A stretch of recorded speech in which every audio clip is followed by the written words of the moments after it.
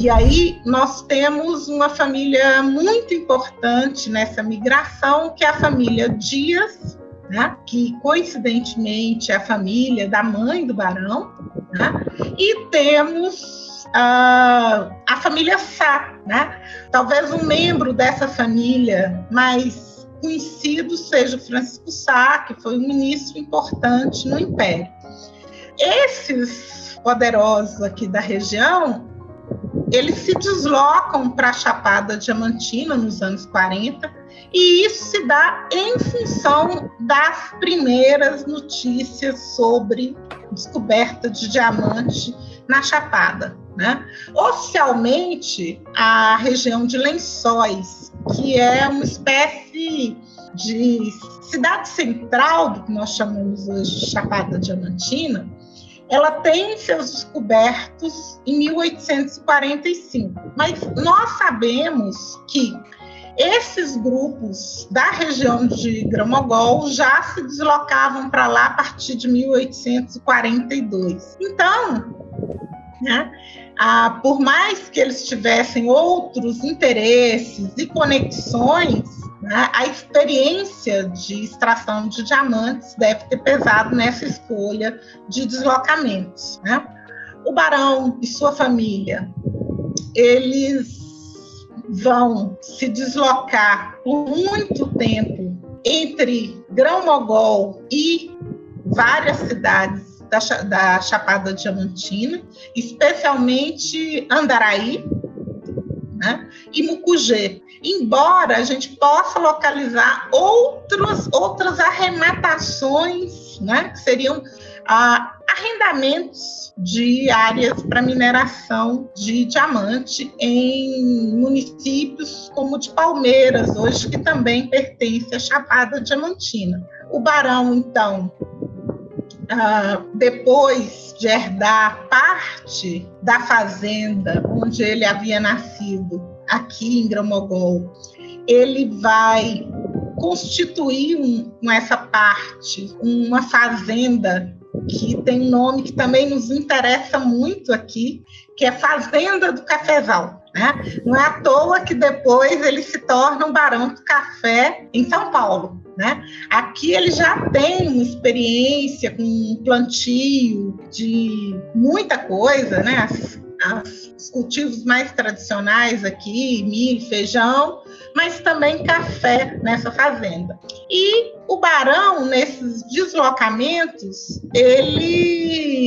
um dado interessante que também merece ser pensado por nós nessas conexões Minas, São Paulo, Bahia, ele se desloca levando um grande número de escravos, né? É claro que eu consegui, ao longo da pesquisa, identificar, por exemplo, um deslocamento constante do barão para o que é hoje a cidade de Diamantina, onde morava o Francisco Martins Pereira, um tio e padrinho dele.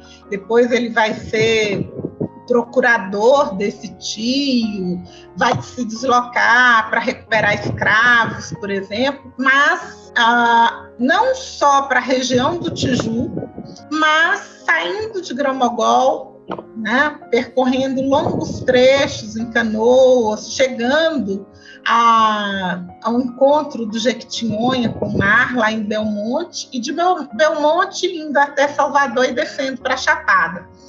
Então, esses homens, eles circulam bastante por essas regiões, né? A maior parte dessas arrematações de terras diamantinas, elas eram decididas na cidade do Rio de Janeiro, né, na capital, e por conta disso, é possível acompanhar essa constante circulação do barão para Salvador, para o Rio de Janeiro e, aos poucos, para o interior de São Paulo.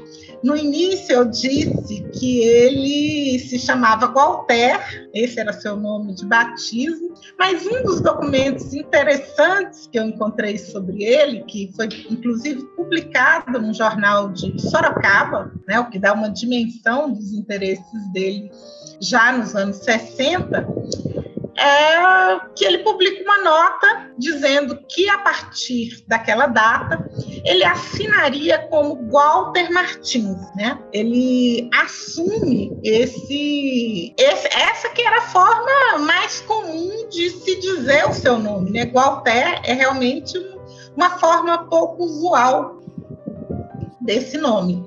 Então, nesse trânsito de pessoas, de mercadorias, né? Quando nós temos a mobilização para a Guerra do Paraguai, o Barão de Grão-Mogol vai, inclusive, ser o responsável pelo armamento, né, pela organização de 3 batalhões, juntamente com os seus irmãos, né? Se nós procurarmos essa informação na Chapada Diamantina, nós localizamos os irmãos Martins e nomes como Felisberto Augusto de Sá, participando da criação desses corpos de voluntários da pátria, aí a partir de Lençóis, né? Seriam o 24º, o 29º e o 32º. No entanto, aqui em Grão-Mogol, né, se diz que o barão também foi o responsável pela criação do 17º, né, Corpo de Voluntários da Pátria. Então, imaginem que é um investimento muito grande, né? Se fala em 3 corpos militares, por quê? Porque o 32º, até por desentendimentos com o então governador da Bahia, ele não foi constituído na Bahia, ele foi constituído no Rio de Janeiro, né? E é interessante porque, neste caso, nós temos a participação do Joaquim Martins Pereira, médico que vai acompanhar a tropa até o Rio de Janeiro, e de outros 2 irmãos do barão, Emídio e Ramiro, que, como oficiais, vão descer para o Rio Grande do Sul com as tropas. Como o barão, né, se eu disse que ele tem um irmão médico, ele também tem um irmão advogado, né, mas ele vai ter uma boa formação em Salvador, né, como era comum aos filhos da elite aqui, mas ele não vai cursar direito ou medicina. Ele, depois da sua formação clássica, ele volta para Grão-Mogol e constitui sua família, né? E sua fazenda também, como eu já disse antes, né? Ele organiza a fazenda do Cafezal, se casa, né, com a dona Emília, que é de uma família importante aqui da região, e tem 3 filhos, um único filho homem, que é o Sérgio, e 2 filhas. E aqui em Grão-Mogol, né, mesmo atuando tanto politicamente e organizando corpos militares lá e aqui, ele mantém uma vida muito ativa como político, administrador, né? Ivana, Walter Martins, sim. Uma pergunta. O pessoal aqui no interior do estado de São Paulo conhece o Barão de Grão-Mogol como um grande cafeicultor, né? Ele teve uma fazenda, adquirido a fazenda Angélica, mas a principal riqueza do Barão de Grão-Mogol, aí em Grão-Mogol, ela era oriunda da mineração. E qual foi a atuação dele? Porque eu percebi, quando eu li seu artigo, que ele é muito importante para a própria cidade. Ele teve uma atuação muito importante aí. Você poderia falar sobre isso para a gente? Sim.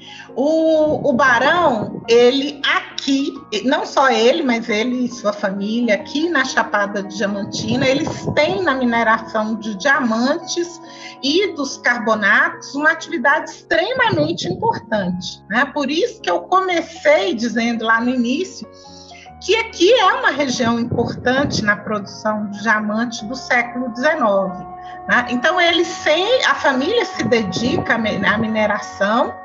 Em seguida, vai trabalhar também na Chapada Diamantina com a extração diamantina, mas não abandona a experiência da agropecuária, né?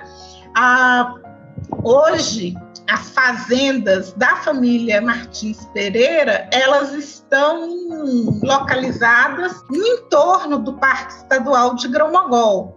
E uma delas, que é a Fazenda Palmira, de um desses irmãos, ela é bem conservada e dá para a gente ver que tem, por exemplo, casa de farinha, tem área de silagem para milho. Então, na verdade, aqui eles, até por se articularem, trabalharem sempre em conjunto, eles conseguem manter a atividade agropecuária e a atividade mineratória. Agora, a mineração foi super importante para a capitalização dele, inclusive, para ir para São Paulo, né? Eu encontrei referências em Rio Claro, especialmente no museu, que diz que o barão chega com uma bolsa de diamantes para adquirir a fazenda que tinha pertencido ao senador Vergueiro, né? E essa é uma imagem muito forte, né? Um homem que desce com um grande número de escravos, né? O que contraria uma historiografia tradicional que diz que na segunda metade do século XIX os paulistas é que subiam para o norte de Minas e para o nordeste para comprar escravos, né? Então, nisso o barão ele é bastante distinto, né? Ele desce com a sua bolsa de diamantes e com um número muito significativo de escravos. Em vários documentos eu achei referências de que ele mantinha, em média, 80 escravos. Isso é um número muito alto para a segunda metade do século XIX, né? Sim. Você conseguiu detectar... É possível localizar. Pode falar. E é possível localizar descendentes desses ex-escravos do barão na região de Rio Claro e seu entorno.